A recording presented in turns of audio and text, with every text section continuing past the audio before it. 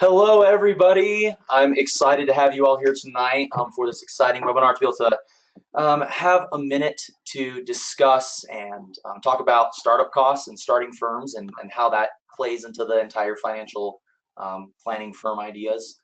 I'm Jacob. I'm the marketing assistant here at XYPN Network. I help Jen in sharing the movement, and I love doing that. Other than that, it's only important to know that I'm an XYPN team member here to help facilitate these questions. So you guys can see these other two stars that are on the screen with me and be able to hear their words of wisdom, caution, what they did, what they learned, obviously, all those things we're going to talk about in the next hour. So yeah, these are for experiences, so you guys can hear from the members about their experiences and know that it is possible to do this, right? This isn't an impossible task. Launching a firm is not this huge impossible thing, that it's a reality and you can do it too. So today our topic is focusing on startup costs, how much it costs to start a firm. That's the most common question we get from everyone is, how much money is it going to take for me to start my firm? And for those of you that may have seen the downloadable guide to the first year cost, you'll see that Jennifer, who's here with us today, she actually was part of that in sharing her story and sharing some of her numbers. You can find that on one of the web pages. We might send a link to that during the event where you can download if you haven't already. So we're excited for this live discussion, so you can join 2 XYPN members and learn about what they do and how they do it. So I'll let my guests introduce themselves. Just note that in the right-hand side of your little GoToWebinar box, there's a little orange area. You can open it up. If you want to ask a question during, you can type a question in that box. I don't know how many we'll get to because, like I said, we're going to keep this to 1 hour. But at the end of the hour, wherever we're at, we'll end it there so we don't take up too much of Devin and Jennifer's time, and so that you guys can have a nice, succinct, focused webinar. So yeah, I'll let Devin and Jennifer introduce yourself. We'll start with Jennifer. Tell us a little bit about yourself. So I'm Jennifer Harper. I started Bridge Financial Planning in 2015. I joined XYPN on January 1st, 2015. And I'd been in the industry for 15 years at that point. And so this was not a career change or not anything new. I just decided to do things a little bit differently this go around, and really happy I have, and happy to share any experiences that will help anybody this evening. Thanks. Perfect. And Devin. Yeah, I'm Devin. I started Rhinvest with my partner, Andrew Damsevsky, I guess last year. Andrew, he was actually on the first one of these calls. I think it was the first one, I'm not sure. But yeah, we're, together we've got, a little bit less than 10 years of experience. We have a third partner, Brad Felix. So Andrew's a CFP and Brad's a CFA. So we make kind of a well-rounded team. But yeah, we're excited to be here. We're all pretty passionate about fee only. We all can't stand the broker-dealer world and the insurance salesman masked as financial advisor. So, this kind of stuff's cool.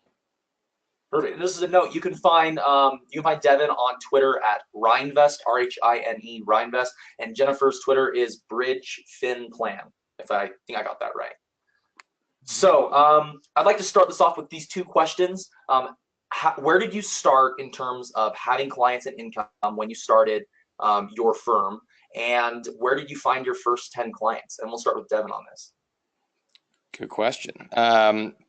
So I think the theme and through this call to be a little bit different because our journey's been a little bit different. Andrew and I were with a large broker dealer and we left. And so a big part of that was trying to protect ourselves. And that meant we couldn't take clients with us. So we sort of started at ground zero.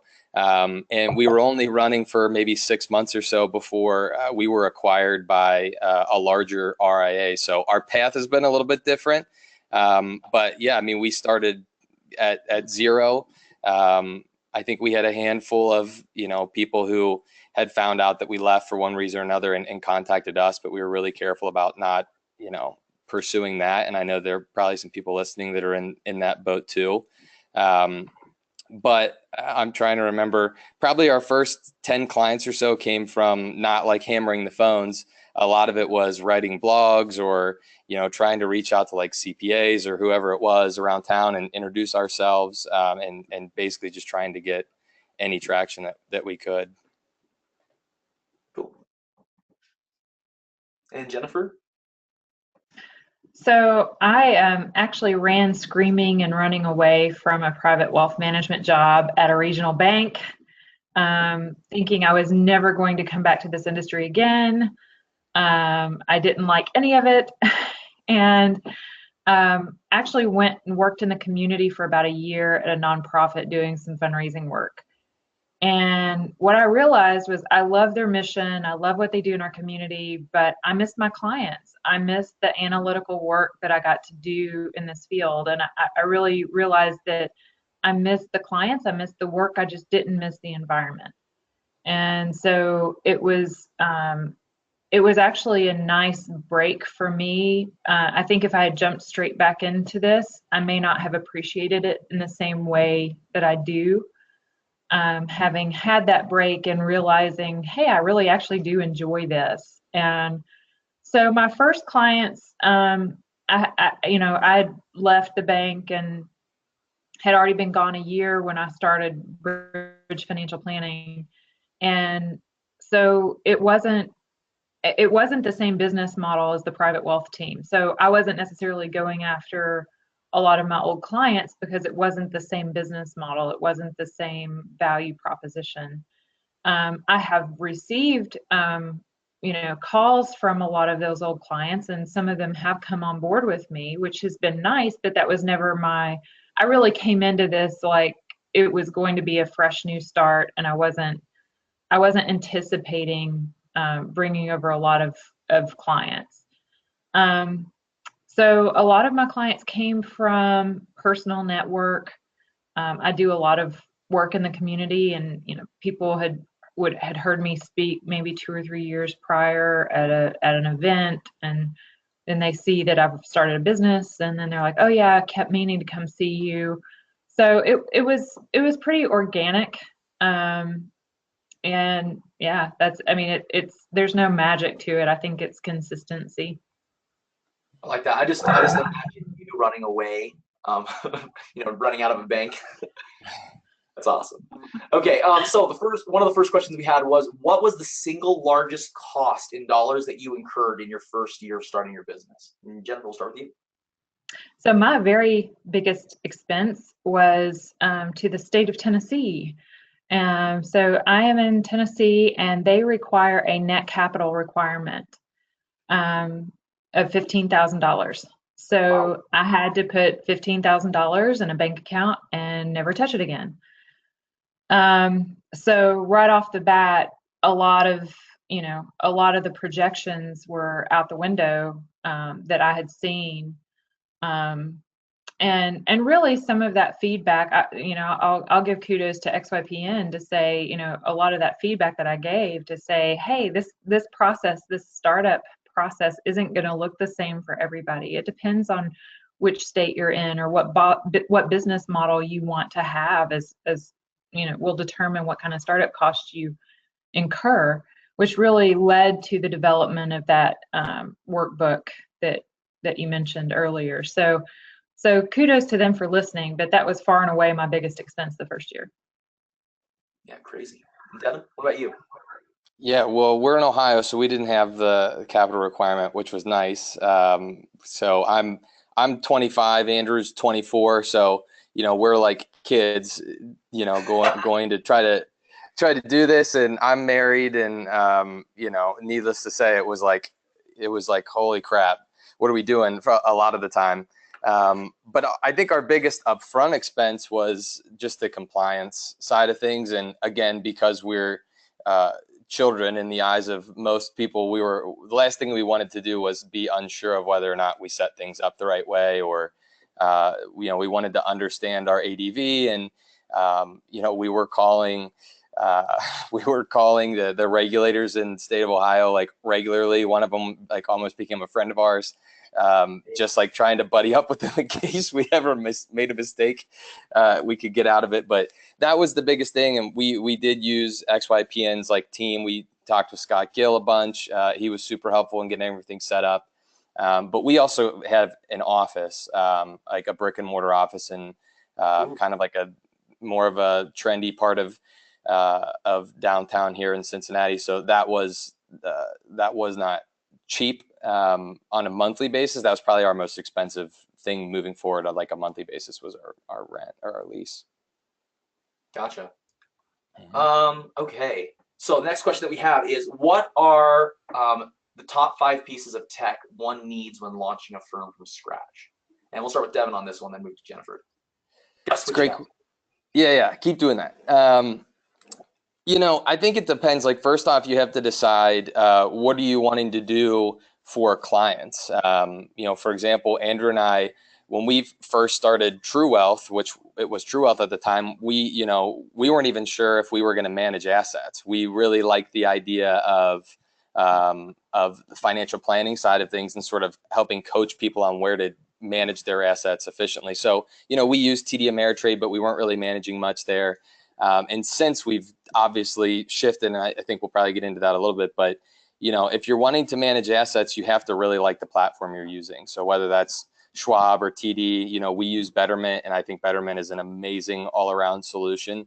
And it takes a lot of the burden off the advisor as far as things like placing trades and rebalancing, stuff like that. And it sort of slimmed down the cost of it as well. So we don't need, you know, iRebal and all those additional add-ons to do portfolio management. So that would be number one. 2, depending on, you know, sort of the client you want, if you're working in distribution planning, you should make sure you have a really good financial planning software.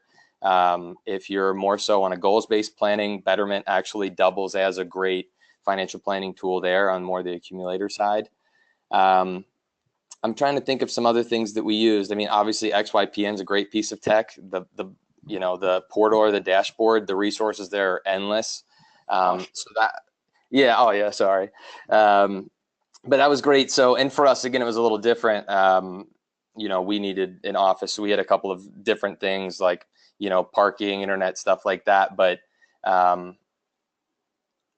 you know, from a tech perspective, I don't know, we tried a bunch of different things, but ultimately we sort of settled on a really slimmed down version of tech. I think our goal was always try to keep like one login for clients, and anything more than that can get a little bit confusing for them.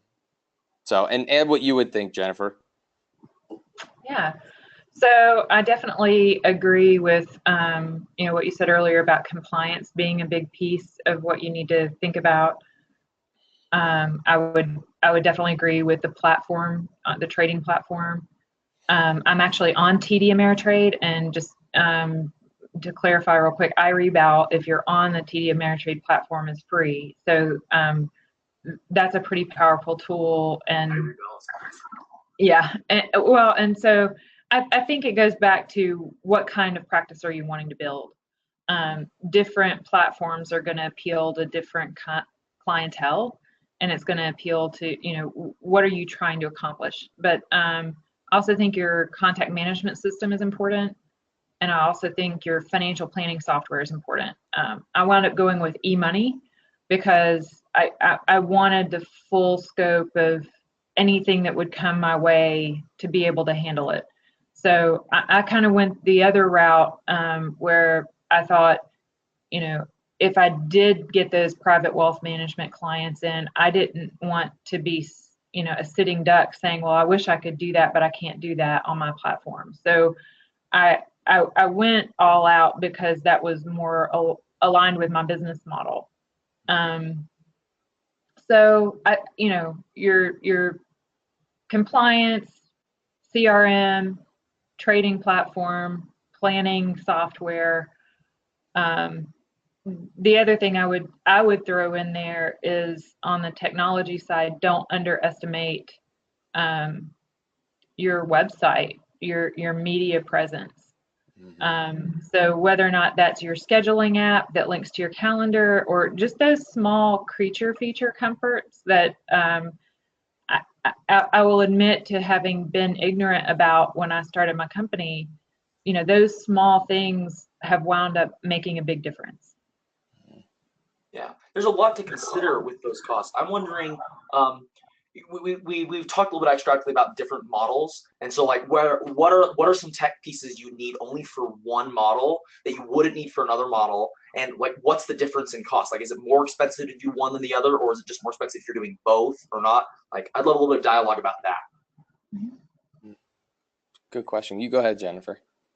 Okay. I guess I went with probably the more expensive model.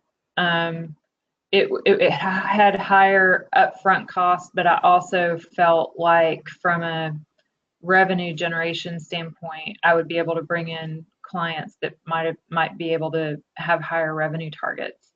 So, if you are targeting a younger clientele, or want to focus on cash flow management, want to focus on budgeting, want to focus on that is absolutely 100% needed. We need more of that, and I firmly believe that XYPN is leading the charge in that way, and I support that 100%. But if you're looking at a different clientele, if you want the full scope of things that if you want to compete with a different clientele, then you need the platform that's going to allow you to do it. So it's not a better than or worse than, it's a match your platform to your business model. Yeah, I agree. I think am I echoing? We're like on the complete opposite side of that, because, our goal, frankly, like we wanted to work with people whose best option outside of us was either a robo, or, I can call in and someone answers and hopefully can help me. Or like I said before, the person who's an insurance agent disguising themselves as, as a financial advisor. And so typically, if you have less than, that 500,000, $1 million in manageable assets, it's hard to get into a good, fiduciary fee only financial planning relationship. And so, our goal, like where we sit today, we have about 130 households. And so we look at that as like 1/6 of what we think we can handle, just Andrew and I. And then at that point, we need to bring on other advisors. And so that model's different. It's more, how do we streamline this? How do we make it cost efficient enough to where, anybody can become a client and anybody can be a profitable client? We have some that are much more profitable than others just based on the AUM side of things. But our goal was, what technologies are going to allow us to streamline things the most. And frankly, if we meet someone who needs very detailed, laborious, financial projections on distribution planning, or really detailed RSUs, options, stock appreciation rights planning, different things like that, it may not be an ideal client for us. So our goal is to sort of shift the burden of action to them while offering the advice around how a lot of these things work. And if they need more detailed planning, we're probably looking to send them to someone like you, Jennifer. All right, I'll take it. Relationships. Sorry, Jennifer. Oh, I just said, okay, I'll take them. Yeah, so just to summarize that, it sounds like you're saying that it depends on what your current model. Once you know your service model, who your ideal client is, and then that'll help you naturally dictate what software you need. And that might be more or less expensive depending on how much you need and what different types you need. That's right. Okay, so this next question, what items are helpful but can wait for after your first year or until you have a larger client base to spend your money on? Is it my turn to go first? Mm-hmm. Sorry, I'll let you know. Okay. I would say, it depends on, I guess, your position heading into this. Like, again, for Andrew and I, it was like, we hadn't had 20 years to sock away funds and just subsidize our income for, a couple of years to really do this thing, the right way. It was like, holy crap, we got to make this work somehow. So, I'm up until 2, 3 o'clock in the morning, building a website on Squarespace. I have no idea what I'm doing at all. Not a clue. I don't know how SEO works. I don't know how blogging works. None of this stuff. But I would say like that was something that is a really important piece of the puzzle, but you don't just create a website and slap it out there and then start getting phone calls. So, I got quotes on websites from a bunch of different places, and I saw anything from, few $1,000 to $10,000 for these packages. And that's something that I think can wait. I would say do your best to find a cheaper alternative or do it yourself. on things like that. And later down the road, you can always implement something that's maybe a little bit nicer, more well put together. But ultimately, your job when you're getting started is to just get exposure to as many people as possible. And if they think your website stinks and they don't want to talk to you, then see ya, you know. Cool, perfect. Thanks, Jennifer. So I think some of the things that can wait, I think it depends on scale. So maybe you do a little bit less well than you would like to, but you get started. So, you know, I didn't go all out into a full-on office space day one, but I found, like, in my community, there's a joint venture between the Chamber of Commerce and the county government, where they had bought an old manufacturing warehouse space and turned it into a business incubator. So as part of the business incubator, I get cheap rent for 3 years. So, you know, that was a win-win where, you know, is it the office space I would love to have? No. But, you know, I guess I'm of the opinion revenue first, creature comforts later. You know, if you're not in business and you're not profitable, you're not going to be around to help the next client that walks in the door. So, you know, I didn't get into this business necessarily to be, you know, like, I think we're financial planners because we want to help people and we want to be profitable. We want to make a living, but I don't know, you know, especially in the XY world, like I feel like a lot of us are very coming at it from a very thoughtful perspective. We're not just in it trying to make the most bang for the buck, or we'd all be out there selling annuities. So, you know, but you can't keep your eye off the revenue ball, or you're not going to be around, and you know, you're not going to be around. So I think, you know, I will actually disagree a little bit with Devin's answer to say that, you know, I actually went cheap, like on the logo route, round one, and got some referrals for my website design. And the guy that did my website was like, man, I just love working with new businesses, and you know, here are a bunch of bigger firm sites that I've done, but I really enjoy supporting entrepreneurs in the community, and here's my price to get started. You know, way to go, good for you. And it was, you know, $2,500, but I feel like that was probably a steal for him. And he looked at the logo design work that I'd done, and he was like, oh my God, this is terrible. and I was like, oh, I thought it was pretty good. And I think that was one good lesson early on. So he wound up doing a logo design along with my website, and I've been really happy with it.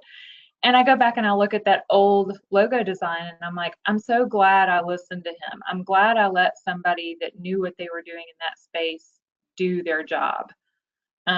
So I think part of it's maybe coming to this question from the back door, but the things you can put off, you know, it may not sound intuitive. Like for me, I needed to trust the people that had the specialty to do their job really, really well and get out of their way. You know, once you have a solid foundation, then you can build from that. But if you don't have a good foundation, then you're going to be scrambling to repair or replace or fix something. And I think that could be a distraction in the long run. So I would say, you know, that old adage of cut twice, or, you know, measure twice, cut once, goes a long way. Like spend your time on the front end building a strong foundation, and you can tweak a lot of things later. But I guess I go along with the minimum viable product. It's like get a really good foundation and build from there. I would real quick second that. Like, I wouldn't recommend that you go out with like a one-page website that looks really sketchy and, you know, it's going to repel people. I think my point was more so just to be resourceful where you can. Absolutely. Gotcha. it sounds like it's a balance between outsourcing and insourcing, right? If you have the time to learn how to do something or not. And then also it depends on how much cash you have on hand, right? Some things it's like, hey, I've got this much money. What is it most important to spend on? So I suppose that kind of leads into this next question. How much did you spend in your first year in operating costs? We're not talking revenue, we're just talking costs. Like, what was the cost of your first year? And I think, was Devon first for this one, or was it Jennifer? I can't remember. It's Jen's. I think it's my turn to start, and I'm probably gonna default and say I should have looked at my worksheet from that booklet before I did this. But I want to say it was between $25,000 and $30,000, but that includes the $15,000 to the state of Tennessee, or the net capital requirement for the state. Gotcha. So if you back that out, I think it was in the 10 to 15 range. That's good to know. I think us again we were a little bit different in that, like, going for the office space. But to be completely honest with you, like, for what we were trying to do, I think that the office was necessary, and that's also because you're looking at two, mid-20s guys that are trying to sit down across the table from 40 and 50-year-olds and have some legitimacy. So, working. I don't know. That was just something that we felt we needed. But I think up front, like from the time of, hey, let's do this to, we're registered, I think we spent around $8,000. And then our annualized expenses was just shy of $30,000. Gotcha. That's good to know as well. See, so you can see that it's different, right, for everyone. And I'd say everyone that's listening, in the chat, there's that link to that budget template, and you can see Jennifer's and two other advisors show like the numbers they spend, what technologies simply use, and that might be helpful as well for ballparking that. We do have one question that was asked in relation to the compliance. Devin, this one's towards you. How much did you spend on compliance in that just upfront costs? And does that figure include the XYPN figure, or is that beyond? Like, how does the XYPN compliance part? Because you talked about both. It's a great question. I'm looking at a terrible spreadsheet that we kept, but I think it was around $2,000 all in. And I believe that a part of that was Andrew and I had to draft partnership agreements for our LLC. So part of that was paying an attorney. And he ended up being actually a good friend of ours. So we kind of messed with him because it was expensive, or it felt like it was, but he's a good guy. Do you remember what the cost is for the, like, all-in XYPN, kind of with Scott, like, guiding you through the ADV process? Or I don't know if Scott does it anymore. It's been changed a couple of times. The most up-to-date version is on the XYPN network / like advisor / compliance or something like that. If you click on the top of the page, the website, there's a link to the compliance page, and that changes from time to time. I know there was an update recently about it, so it does depend, right? Depends on if you have those premium ones that take more, just the basics. Yeah, we did the premium. That was like my worst nightmare was going to jail or something over, I don't know. And coming from the insurance world, where like every time a client called, it was a gut drop and not like, oh, cool, I can't wait to talk to them. It was like, are they going to cancel their policy? And, so we came from a very pessimistic background, like, let's get this right. But I think, around like $2,000 is what we spent all in on that. Cool. Perfect. Another question that came up, because we've been talking about how both of you guys have office spaces. Many XYPN advisors do and don't. Some do virtual only, some have offices as well. And there's a couple that actually have multiple offices in separate states. So it just depends on where they're at, right? How do you feel about virtual offices? What sort of cost is there to having a virtual office? And do you even need an office? Can you just use Skype, or is there another software? And this will start with Devin on this one. I think you totally can. I have no issue with virtual. Like, I mean, we get calls. Honestly, this is a shout out to XYPN. A majority of our organic traffic are people who found us through XYPN. I think for a while we were like the only people on XYPN that specifically noted that we worked with millennials. So we have clients in like 20 different states, and the virtual, we use Google Hangouts. They have no idea where you are. They don't care. Most of the time they're in their living room in a t-shirt or, whatever. No one's throwing on suits. So depending on how you want to serve clients and where they might be in relation to where you are, makes sense. And also, if you're working with people who are, maybe younger or have a young family. They've got little kids, whatever, it's tough to do things after work. A lot of times, a couple can talk at lunch, but they're not together. It's tough for them to get down, to wherever your location is. So even if they live, down the street from where your office is, it doesn't mean they can always come in. So the virtual meetings are huge, and doing screen shares. I think it's all on you to make the experience great one way or another. If you're a good advisor, they're going to enjoy the experience. But if you want to have a local presence, and that was something that was really important to us because we have no competition in this space at all, the office, I think, is a great thing to have for sure. But there are other options other than signing a lease. There's co-working spaces. You can get a conference room for, 20 uses a month for much cheaper than what we're paying in lease. There's all sorts of different ways that you can do it. I would just get creative and looking around, what's available in your city. Hey, even XYPN, we had we have partially virtual environment. We also had a co-working space we used for a while. We recently got our own office, so we even use all three. Yeah. So I absolutely think you can do virtual. Actually, quite a few of my recent new clients have not been local clients. So I've gotten folks from New York and Chicago and the Boston area, and so you look at it and you just think, wow, how did that happen? But I would also say, for me, it goes back to what we're hammering on over and over again.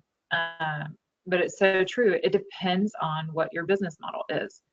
I think if I did not have an office space, I would not get a lot of the clients that I have locally. Like, I think having a local presence matters in my community. So I think it was important for a part of my clientele, but it's obviously not important for all of my clientele. My largest net worth client, the most assets under management, just about gave me a heart attack last year when they told me they were moving to Florida. And my thought was, oh my gosh, they're such a traditional client. I wonder if they're going to stay with me or if they're going to find someone local when they get to Florida.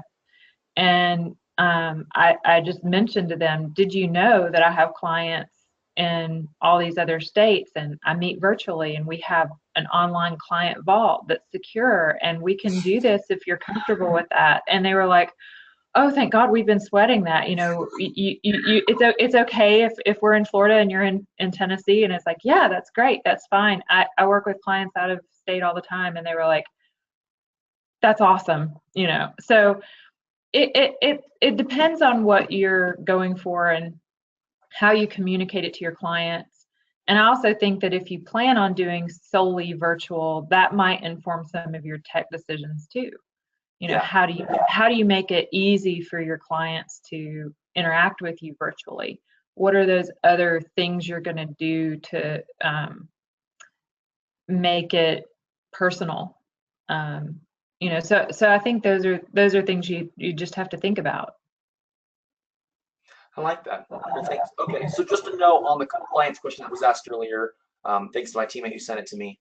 The normal cost for compliance at XYPN is about $1,000. The expedited, which just means it happens a lot quicker and other things like that, is $2,000. And then beyond that, there's also some individual pieces that might be special, like one person might need this and it's more complicated. So there's a couple of premium add-ons too. So that's a note for the person who asked that.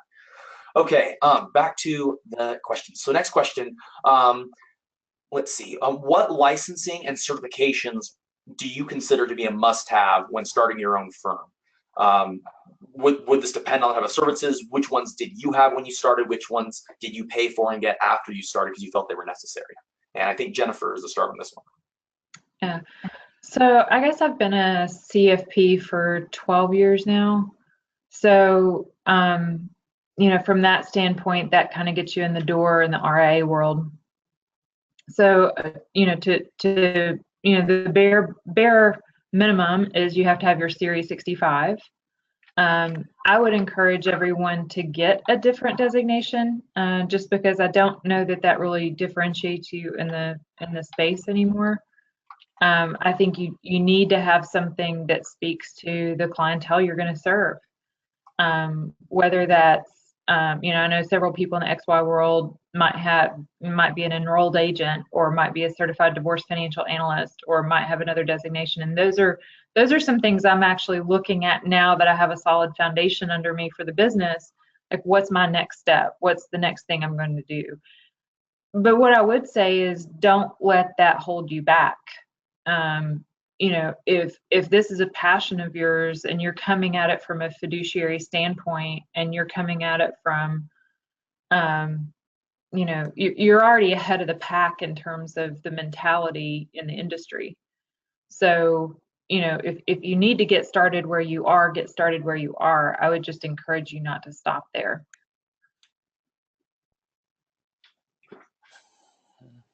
I would say you got to have the CFP.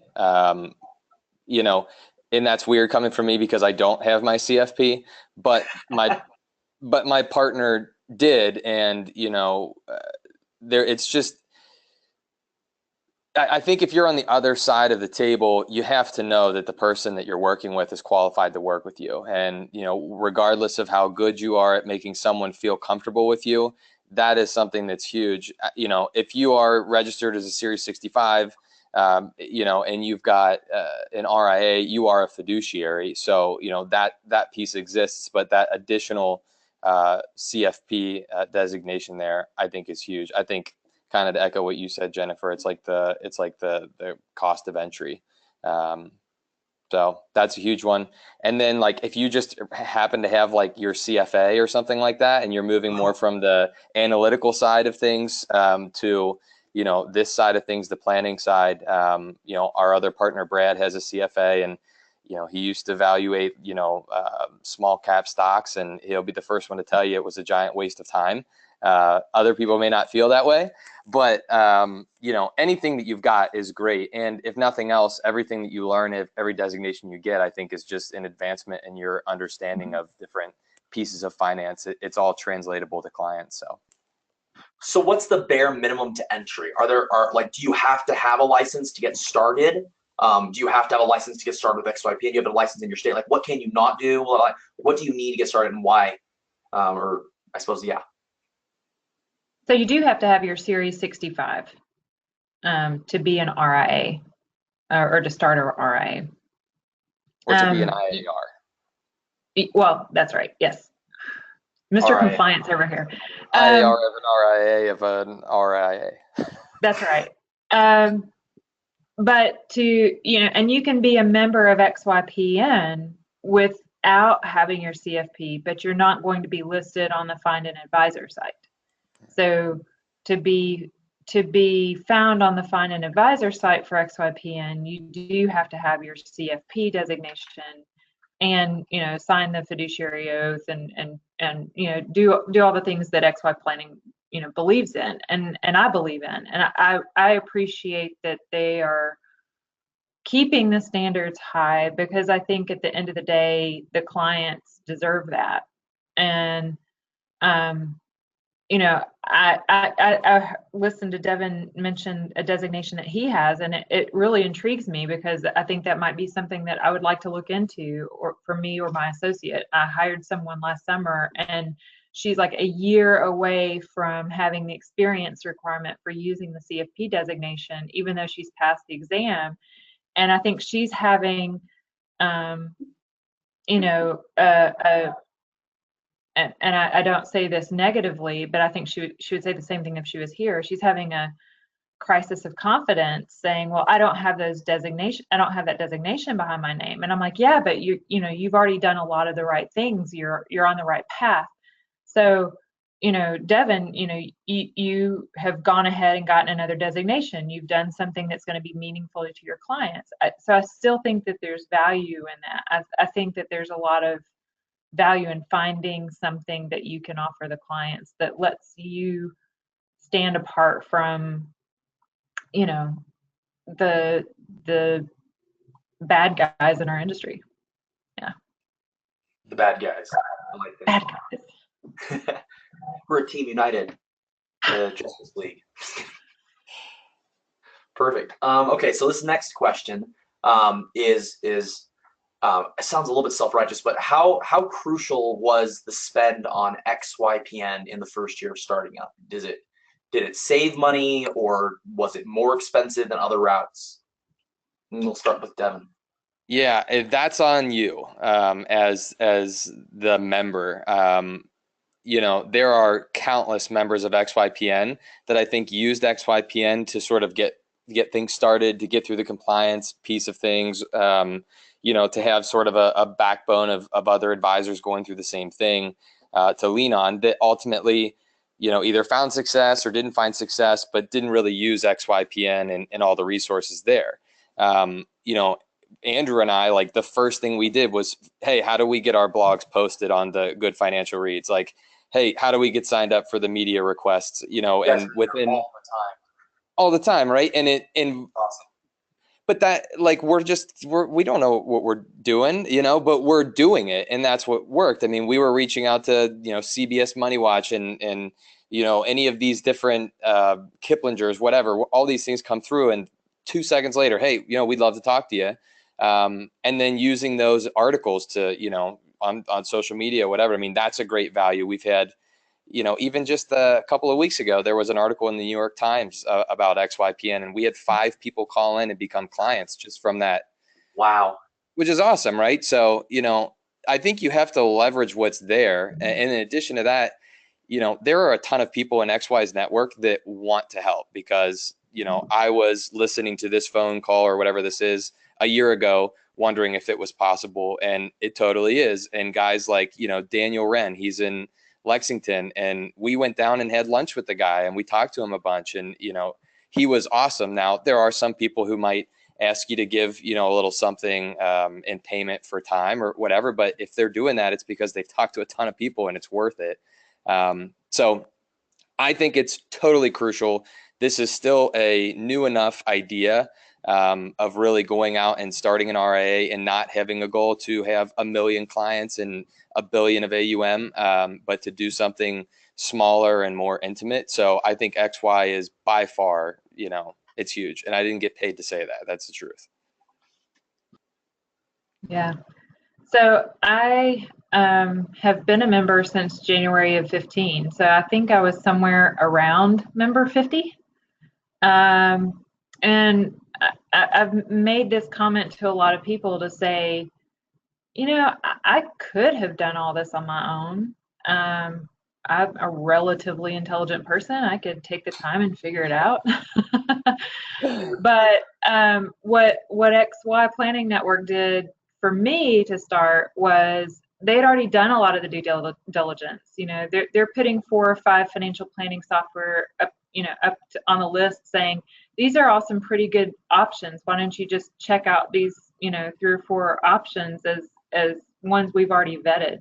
Or, hey, we've already been down this compliance road. We know what you're going to look for. Here are the big gotchas that you need to be watching out for. And for me, I would say the network of people. I was part of a mastermind group for the first 2 years, and we all kind of wound up going in different directions as our businesses grew. But that process and that camaraderie, where if you're on your own and you're starting your own business, you can have some lonely days, and you can have some times where you're questioning things and you're wondering if you're the only one in the world that feels like this. And being able to reach out to that network, and we're all in it together, we're all doing very similar things, even if our business models are a little bit different, we're similar enough to be able to help each other out. So what I would say is they did a lot of the homework, they did a lot of the hard work on the tech stack. I didn't have to go demo 400 different things. I just kind of looked at their top 3 to 5, went to a few demos, picked it, and moved on. So it was time saving, it was the camaraderie, it was, I believe in the movement that they're doing, that they're building. So it was an easy fit for me. And by the way, every few months I always scratch my head when I get the bill and I do the math, and guess what? The discounts are still more than the value of what I pay every month. So even if you ever start to question it, the discounts are pretty cool. So I think I would have a hard time leaving XY because it's been a big benefit in the early stages. And now that I'm more established, they're adding more programs as they grow. They're adding more resources as we grow, they grow. So I think we're going to all benefit from that scale going forward. Yeah, thank you. Just a comment on that. That's good to know. I mean, we've added several member benefits just in the last recent while. Like we add advice pay recently came out, and that's part of the cost of membership fees in XYPN now. Where that allows for billing in compliant ways. There's also recently the member engagement services, where we're starting to bring on people on the XYPN team that their whole job is to keep in contact with advisors that are XYPN members and make sure, hey, are you utilizing all the things that XYPN has to offer? How can we help, with set goals? And so our member engagement specialist told me, hey, make sure you mention out that, we're here too. So there's a lot of good things like that. If there's a note, maybe in the chat, we can get someone to drop it. But there's a list where it shows some of the default tech stack that comes with the XYPN membership.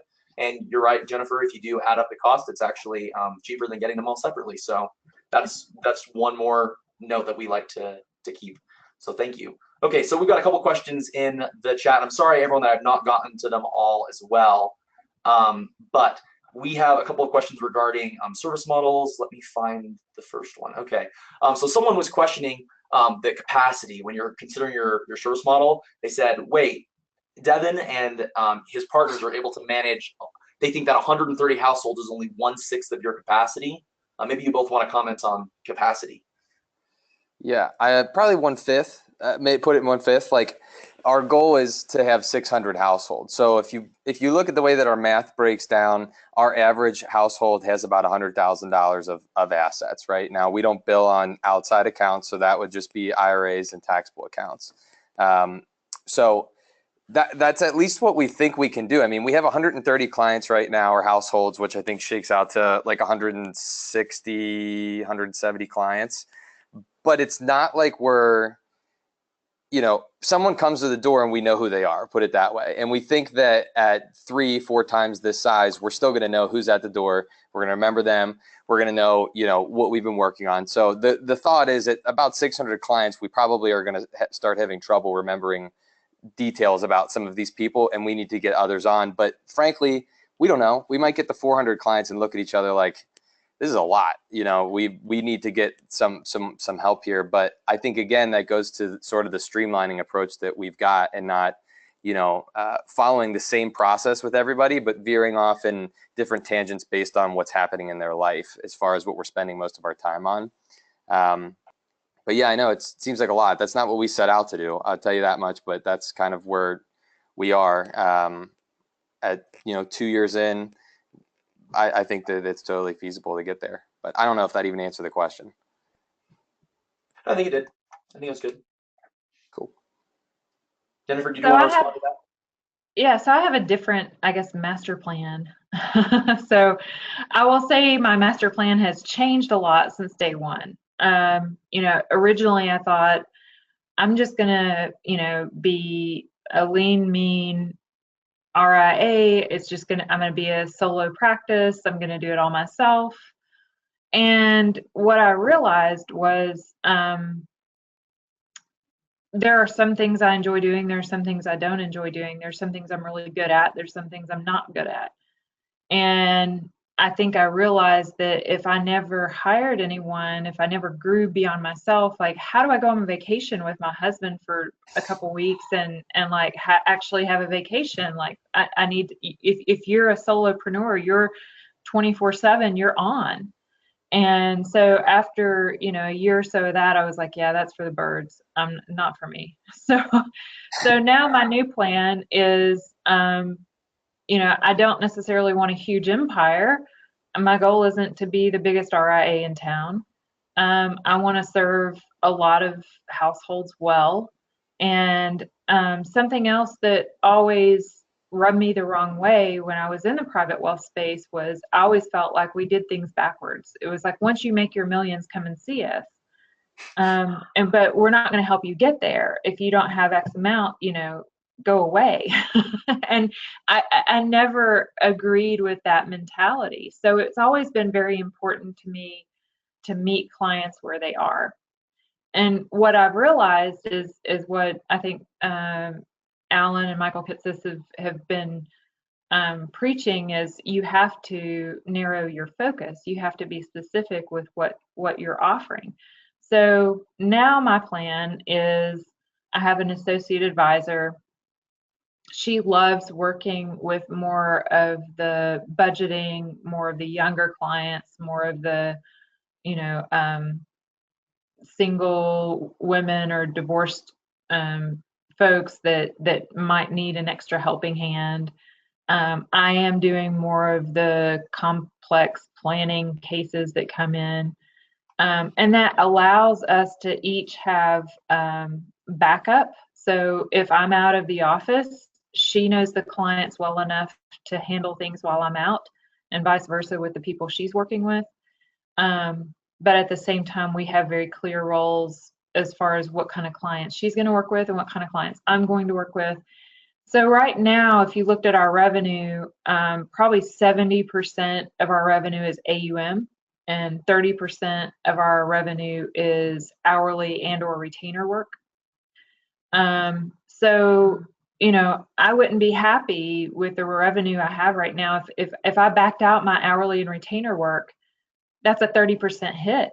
So I'm very happy to have that. But if I only solely relied on that, I wouldn't have the majority of my revenue. So I'm actually happy with it, how it's kind of sorting itself out. But in terms of capacity, I think Devon spoke to a really good thing. It's like the more unique or complex the situation is, the fewer people you can serve. So you better be getting the revenue hit from those complex cases to make it worth your while to have fewer clients. If you have more of the lower revenue clients, that's wonderful. That's great. I have a heart for that too. But you're going to have a very streamlined process and be able to not necessarily customize everything every single time, or you're not going to be efficient enough to get the revenue out of it that you need before you're at capacity. So I don't know that I have an exact number or an exact answer for the number of households or the number of clients I can serve well, but I'm kind of watching how it's turning out. And I don't think we're anywhere close to capacity yet. And I think, I'm happy with the growth we've had, and I'm happy that I haven't, sacrificed what my goals are, but also haven't turned people away. I like that. Yeah, I just remember from last webinar, last month, one of the advisors said, my capacity is 70. That's what he decided his capacity was based on how his model was, and he'd explained it in that webinar. And I was like, oh, it's interesting because you hear so many different numbers. It really does depend. So thank you for that. Yeah. So one question that is kind of been brought up several times, I'm seeing it multiple times, is how long before your income was able to cover your overhead expenses? And a similar question is, how long before your firm was profitable, meaning you were making money? It's your turn, Jennifer. I think I'm thinking. Okay. Well, I don't know because I just blacked all of it out. So, gosh, I have the spreadsheets, I have the numbers, I could probably show you, but just right offhand, I don't know the exact answer for that. I would say one thing I've done differently than a lot of XY members is as I've grown, I've put it back in the business more so than taking money out myself. Like, I'm paying myself a small salary, but it was important to me to go ahead and hire someone to have that foundation built. So in terms of straight up overhead cost being covered, I would say within 18 months, 12 to 18 months. And then from my first client. And then from there, I mean, it kind of started slowly and then it grew very quickly. So the first few were slow and then it snowballed and it started building pretty quickly. So at this point, everything is being cash flowed. I have an employee and I'm paying myself a salary. So it's not a great salary, it's not a big salary, but she was hiring her was a luxury to build the kind of business I wanted to build. So if you back that out, it would look a whole lot better.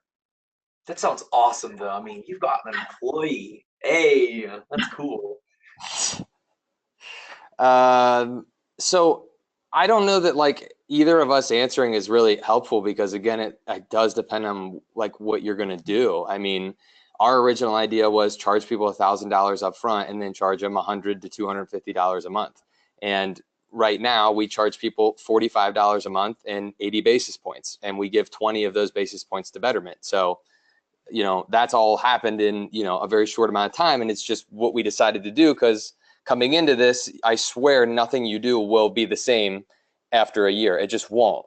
But that doesn't mean don't start and don't try to think about it all. We're all probably more analytical than we need to be about stuff. But, do the math. Like, if your our expenses per month were like $5,000, right? And that was including paying ourselves something small. So what do I need to make out of the business? What are my expenses? And then what does my monthly revenue number need to be? Andrew and I, over the last 6 months, we've gotten 80 clients in 6 months. So you can do that. Or if you're smaller shop and you're working with higher net worth clients doing more detailed things, maybe your goal is to get 10 or 12 clients a year. But that revenue equals what Andrew and I have to do to get 80 clients. But that's okay. That's kind of what we wanted to do. So it just depends on what you want to start. Like, what do you want it to look like? Yeah, that's cool. It's interesting because I'll tell you this, besides you and Andrew, I'm pretty sure from the surveys we've had and that we've done at XYPN with the financial planners, it's pretty much 100% of advisors that raise their fees in the first year and then at second year and then by the third year. So it's very uncommon to see the reduction in fees. But that works too, right? It just depends on your service model, your revenue model, how much it costs you. So I like that. That's good to know. Okay, so one of the last questions I want to get to, I know time is running very short. Any tips on getting a spouse on board for launching your firm? If you had to, probably. I don't know if any of you had to. I thought that was an interesting question someone asked. So I'll be quick. I was selling life insurance, and it made me feel sick. Straight up, it made me feel sick. I couldn't support my wife in the life that we wanted selling term insurance, which is what I felt was appropriate for 99.9% of America. So my only other option was to sell, front-loaded A-share mutual funds or whole life insurance. And at a certain point, I couldn't even go to work. So my strategy was make my wife see how awful I felt and show her like where my heart was and why I wanted to do this. And then just apologize a ton during the process. That was my strategy. Sounds like a good strategy. Yeah, but and having a spousal income is huge. Having savings set aside is huge.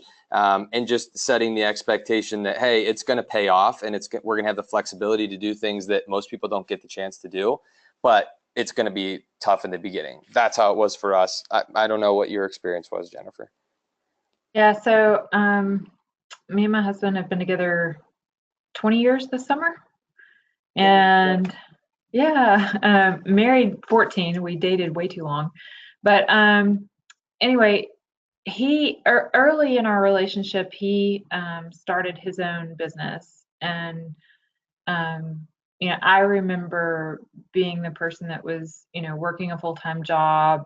I was getting my MBA at night, coming home, he was still in like pajamas, because he was like doing consulting work at his computer. And I was like, what the heck are you doing? Are you even working? But he was doing fine. He was being successful and fine.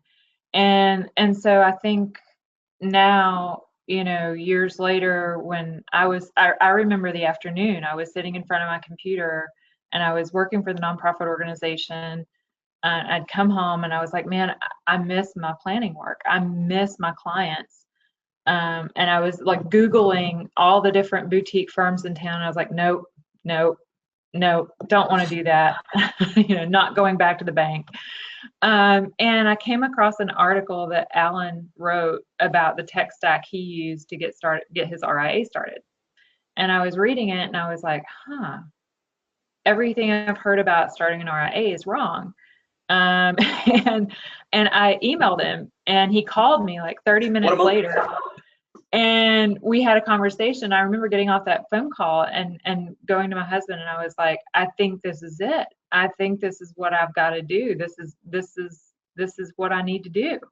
And I talked through it with him. And I remember the day, like I was saying, man, e-money sure is really expensive, but it does everything I want it to do. And that's a big expense. And I don't know if I should do it. And he was like, but it does everything you want. And like, that's okay. And I think he believed in it before I did. I think he was encouraging. He was like, this is what you know, this is what you love, this is what you do. Like, what's keeping you? Like, here, I'll help you file your LLC tomorrow.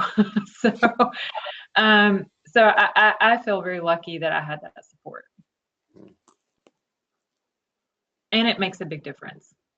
Perfect. Okay, well. Yes, yeah, it does. Well, thank you everyone for joining. I realize I have gone a little bit over time. Usually I keep it right to the hour. So thank you everyone for being here. Thank you, Devin. Thank you, Jennifer, for joining us. Hopefully this was very insightful. I learned a lot. I know we didn't even get through half of the submitted questions, nor half the questions that were answered. But remember, there are going to be more of these. I encourage all of you that if you have more questions, feel free to schedule a call with Stacy and that team. That you can reach out to them and ask questions as well, because they're very knowledgeable. There's a link to it.